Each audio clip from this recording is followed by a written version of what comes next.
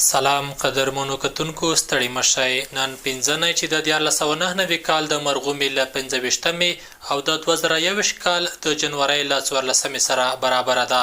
په مولا روحي نیوز د نن شپې خبري ټولګي ته راګرځبو. په سر کې هم د څو مهمو خبرونو سرټکی. د جو بایدن پریکړې ته منتظر دي. دوه کې بین الافغاني خبرې وزنډېدې. اسلامي یا د سولې حکومت 50 سلنه قدرت طالبانو او 50 سلنه جمهوریت ته دا د سولې نوې طرحه ده چې رسنیو ترلاسه کړې.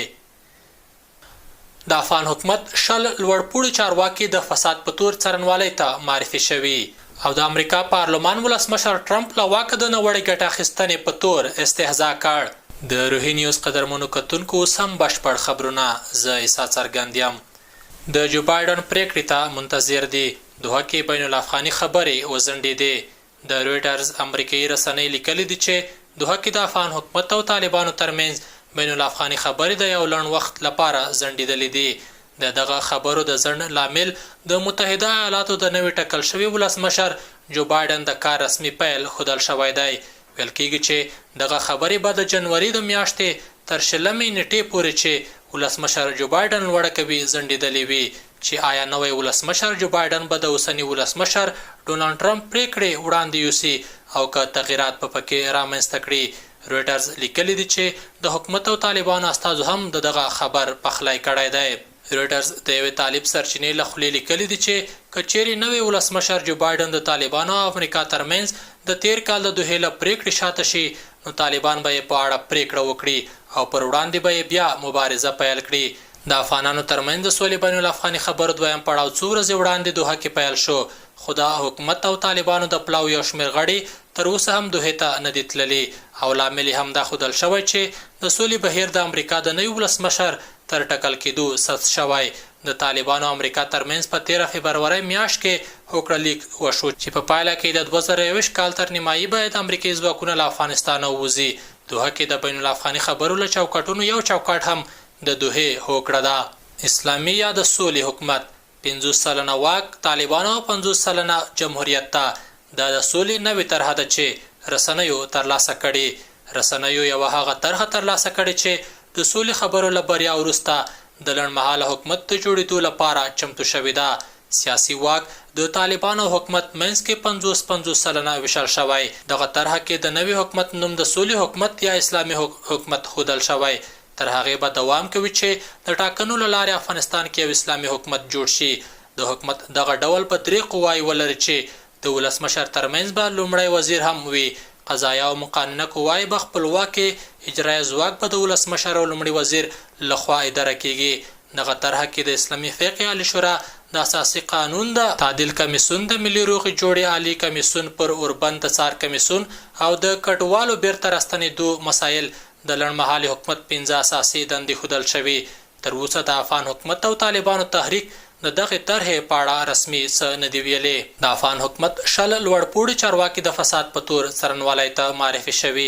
سرچینې وایي چې د 10 ولایتونو لوړپوړي چارواکي د کورونا وایروس ضد ځانګړې شوې بودیجه کې د فساد په تور لوی څرنوالۍ ته ورپېژندل شوي دي. تازه ځینو افغان چارواکو BBC ته تایید کړي ده چې د لوګر، بامیان، کندوز، بغلان، خوست، پروان او د کندي ولایتونو چارواکي د افغان حکومت لخوا د کورونا سره د مبارزې لپاره ځانګړې بودیجه کې د فساد، اختلاس او له واک د ناوړه ګټې اخیستنې په تور لوی څرنوالۍ ته معرفي شوي دي. سرچینه زیاتوي چې په یادو کسانو کې د افغان حکومت 6 اوسني او پخواني ولیان، په ولایتونو کې د عامې روغتیا رئیسان او ځینې نور چارواکي شامل دي. د فساد په تور د افغان چارواکو د دې وروستیو دوسیو په اړه د افغانستان لوی څرنوالۍ هم منلې چې په دې برخه کې دوی ته معلومات رسیدلي خو په دې تړاو یې زیات معلومات نه دي په ډاګه کړي.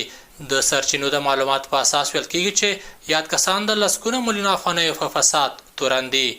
د عبدالله لومړی مرستیال وایي اساسي قانون دې تعدیل شي. 13 ورځ کابل کې د اساسي قانون د 19مې کلیزې نمانځ غونډه جوړه شوې وه. دغه ناسته کې د ولسمشر دویم مرستیال سرور دانش ترڅنګ یو شمېر نورو حکومتي کسانو هم برخه اخیستې وه. ناستې د عبدالله لومړي مرستیال بابر فرهمند ویلي چې د هیواد اساسي قانون بیړني تعدیل ته اړتیا لري ترڅو له دې لارې د حکومت او ولس ترمنځ پیدا شوی واټن کم شي. فرهمند ویلي چې د افغانستان اوسنی اساسي قانون کې پر متمرکز نظام ټینګار شوی دی او اساسي قانون دی په داسې یو بڼې تعدیل شي چې هر ولایت په حکومت کې برخه ولري او خپلې سیمې چارې دوی تنظیم کړي. نوموړي دا هم ویلي دي چې د سولې بهیر لپاره هم د اساسي قانون تعدیل ته اړتیا ده او دا ځل باید اساسي قانون د بدلون برخه کې د یو ټول شموله نظام پر جوړښت فکر وشي. د مصالحې عالی شورا لومړي مرستیال بابر فرهمند ویلي دي چې د افغانستان اساسي قانون باید اسلامي اوسي او د نظام د ډول تغییر پکې اړینه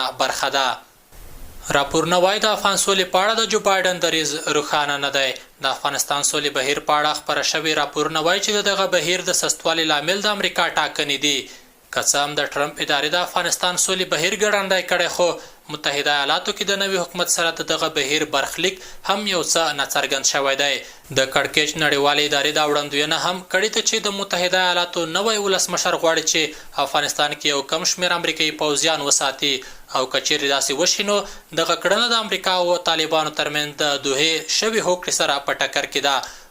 او د کورنیو خبرونو په لړ کې وروستی دا چې وکیلان وایي چې دوحې ته تللی پلاوی د سولې نه بلکې د امتیازونو په فکر کې دی. ولسي جرګه کې د ننګرهار یو شمېر استازي او د یاد ولایت ځینې قومي مشران وایي چې دوحې ته د افغان حکومت تللی پلاوی د امتیاز غوښتلو او ځان ساتنې په فکر کې دی. دوی د یادې څرګندونې پرون په ننګرهار کې یوې ناستې ته کړي. په اړه یې له ننګرهاره بشپړ حال زموږ د خبریال سباون ساحل په راپور کې. په ولسي جرګه کې د ننګرهار یو شمېر استازو د دغه ولایت په ولایتي شورا کې یوه لویه ولسي غونډه رابللې وه او دوحې ته تللی پلاوی په امتیاز غوښتنو او ځان ساتنو تورن کړ. دوی وایي تللی پلاوی منظم پلان نه لري او د هیواد د ولس پر ځای د ځان لپاره د امتیازاتو غوښتونکی دی. د ولسي جرګې غړو لپاره روان وضعیت د اندېښنې وړ ښکاري او وایي هڅې روانې دي د وسلوالو طالبانو د کویټې یا پېښور شورا ختیځ زون ته را انتقال شي چې له انتقال وړاندې به سلګونه کسان ووژل شي. من طالبان چې هلته صلح کوي هغه برنامه پروګرام هر خانه چې ورکول کېږي هغې ډېر سیده روان دي. زموږ سیاسي ډلې مشران افغانستان کې نه په ستا په مشرکفات په غم کې دي نه په بل غریب په غم کې دي. هر سړی خپله چوکۍ په غم کې دی، هر سړی خپله ګټې په غم کې دی، هر سړی خپل سر چې یو ملک ته ځي او خپله جیب ډکوي. طالبانو سره یې وخته خبرې کړې چې زه تو چې راغلې ما ته څه مه وایه نور زه ستا سره ورقه امضا کوم که ټول افغانستان هم لکه چې موږ خارجي سره ورقه امضا کړې چې تو ما مړ کوه. تو چې هر څه کوې تا سره موږ هغې له جواز ورکړې هغې چې موږ که ټول افغانان وژني هغې ته موږ څه نه شو ویلی. زموږ مشرانو دغه لوبه شروع کړې او د امنیت دغه نوې خبرې او تبلیغات چې دي د دې هم چې امنیت خرابېږي او دښمن دلته د خپلې شورا د پېښور او یا د کویټې د شورا د انتقال پروګرام لري. همدغلته په ننګرهار کې ځای په ځای کېږي، په لوی ننګرهار کې نو چې په لوی ننګرهار کې ځای په ځای کېږي حتماً به دوی ډېرې منطقې خپل لاس ته راوړي، خپل کنټرول به هلته راوړي او بیا به هلته خپل مشران انتقالوي. داسې ساحې ته خو یې نه انتقالوي چې کنټرول دې د دولتي او طالبان دې ورته دغه شي، مخالفین دې ورته راشي. نو دغه کنټرول چې دوی حاصلوي په سوونو ورونه او ځوانان به زمونږ شهیدان کېږي، بیا به هغوی یو ساحه دغه کوي ده نیسي او په هلته به خپل کنټرول راوړي. قومي مشران هم په تللي پلاوي نیوکه لري او وایي د وسلوالو طالبانو سره د خبرو لپاره منظم پلان او طرحه نه لري. دوی وایي بهرنیانو په هیواد کې جګړه توده کړې او اوس د تیښتې په حال کې دي چې دغه وضعیت ورته د اندېښنې وړ دی. نړیوالو موږ سره څه لوبه کوئ؟ تاسو 20 کاله وشو، تاسو 2400 میاشتې، زه 2 میلیونه ډېر بلم. طالب هم زما ورور دی او زما عسکر او زما ولس هم زما بچي دي. تا څنګه ته سوله کې څنګه ماله نن راځي پرون دې همدغه طالب په ډکه کړی و، ویله د داعش دی، ویله د دهشتګرد دی، ویله د دا تروریست دی. نن ورسره تا په دوحه کې روغه وکړه، ته د ما نه پښې وباسې تښتې. ما ورته پرېږدې ما ته دې ځمکه سور تنور کړه، ته تښتې اوس دې امریکې ته. ما او تا طالب هم پیژنو ما او تا د خپل مذاکراتچیان هم پیژنو چې د سولې خبره څوک کولی شي د سولې خبرې چا سره دي سوله څوک راوستی شي دا کوم حالات چې روان دي موږ یې تایید او ملاتړ یې کوو خو په دغه شکل باندې چې په مذاکراتو کې څوک ناست دي زموږ وروڼه دي موږ یې تاییدوو خو د هغې نه دي چې دې ملک ته سوله او امن راوړي دې ملک ته د سولې پیغام صحیح راوړي هلته ګوندې دي هلته ذاتي حقوقو نه دفاع ده هلته د قومي حقوقو نه دفاع ده د ولس استازو غوښتنه وکړه چې د دغه وضعیت د کنټرول او منظم کېدو لپاره به یو ولسي کمیټه جوړه کړي چې د ختیځ زون ټول لوسونو ته یې خیر وي خو د مسلکي مشران دي غواړي یو کمیټه په دې کې وټاکل شي هغو ته هم ورشي او کور په کور وګرځي تر څو د مسلکي ټول مشران په یو په چوکاټ کې په یو ټغر باندې په یو میز راټول شو تر څو د مسلکي ګټې سره وسنجو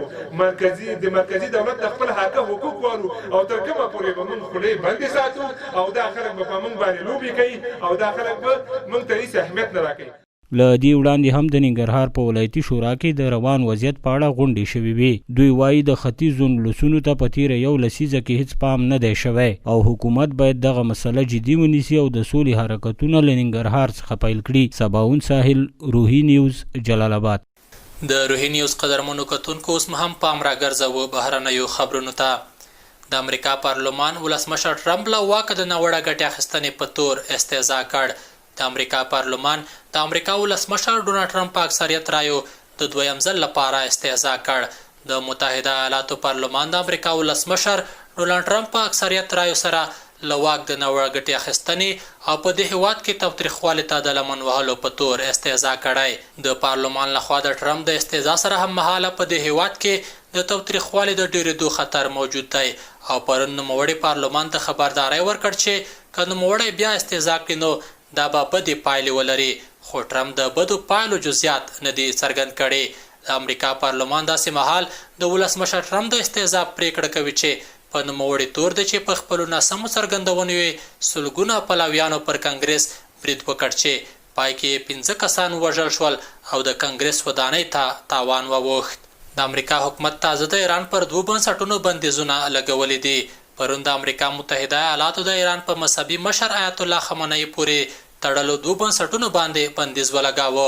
په خامنه‌ای پورې تړلو د یادو بنسټونو په تړاو د امریکا د خزانه وزارت څرګنده کړې ده چې د ایران واکمن مشران له دې بنسټونو په ګټې توانېدل چې د فاسد نظام د اقتصادي پراخې برخې په خپل لاس او کنټرول کې ولري داستان قدس رضوي او استاد فرمان امام په نومونو هغه 2 بنسټونه چې تازه د امریکا حکومت پرې بندیزونه لګولي او ورسره دغه 2 بنسټونو پر مشرانو هم بندیزونه لګولي دي د امریکا حکومت لخوا په همدې موخه خبره شوې اعلامیه کې ویل شوی چې هر څوک چې له دغه ایراني بنسټونو او چارواکو سره راکړه ورکړه وکړي د بندیزونو له خطر سره به مخامخ شي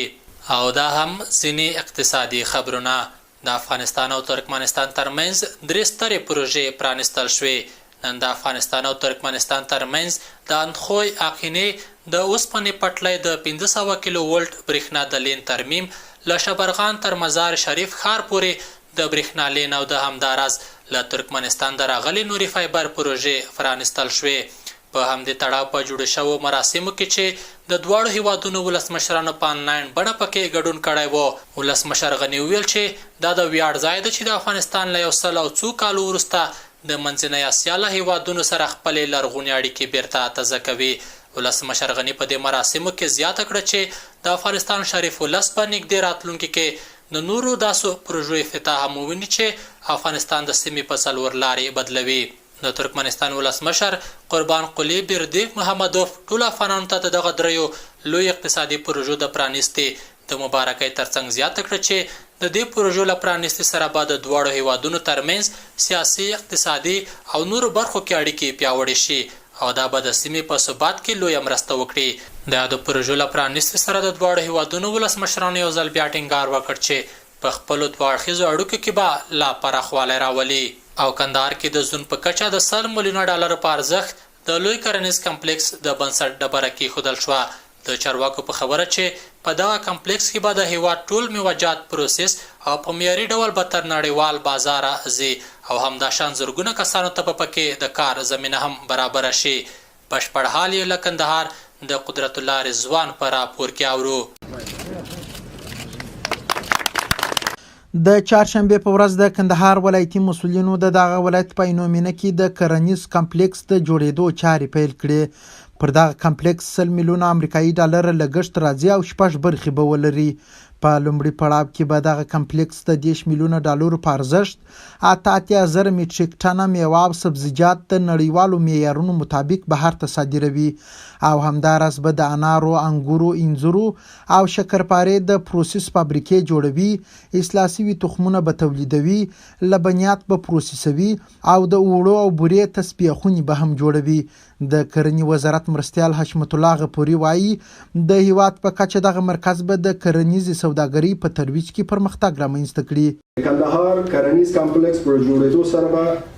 د افغانستان په سویل په ځانګړې توګه د کندهار او هلمند او د دوی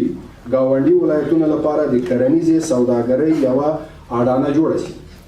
چې د یادو ولایتونو کرنیز سوداګر او بزګران به ورڅخه ګټه پورته کوي.